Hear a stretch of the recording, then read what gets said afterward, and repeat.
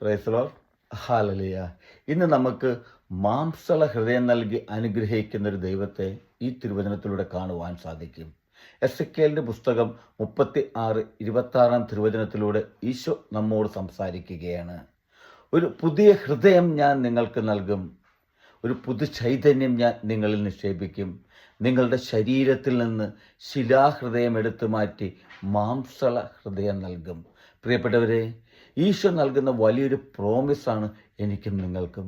നമ്മുടെ ജീവിതത്തിൽ നമ്മുടെ ഓരോരുത്തരുടെയും ഹൃദയങ്ങളിലേക്ക് ഈശോ കടന്നു വരികയാണ്. പ്രിയപ്പെട്ടവരെ, ഞാനും നിങ്ങളും നിങ്ങളുടെ ഹൃദയങ്ങൾ എത്രയധികം കാഠിന്യം നിറഞ്ഞതായാലും അതെല്ലാം മാറ്റി മാംസള ഹൃദയം നൽകി നമ്മെ അനുഗ്രഹിക്കുമെന്ന് ഈശോ നമുക്ക് ഉറപ്പ് നൽകുകയാണ് ഈ തിരുവചനത്തിലൂടെ. പ്രിയപ്പെട്ടവരെ, ഈശോയുടെ വാഗ്ദാനമായ പരിശുദ്ധാത്മാവിനാൽ നിറച്ച് ഒരു പുതിയ ചൈതന്യം നൽകി നമ്മെ അനുഗ്രഹിക്കുമെന്ന് ദൈവം നമ്മോട് പറയുകയാണ്. പ്രിയപ്പെട്ടവരെ, എസെക്കിയേലിന്റെ പുസ്തകം 36:25 തിരുവചനത്തിലൂടെ അത് നമുക്ക് കാണുവാൻ സാധിക്കും.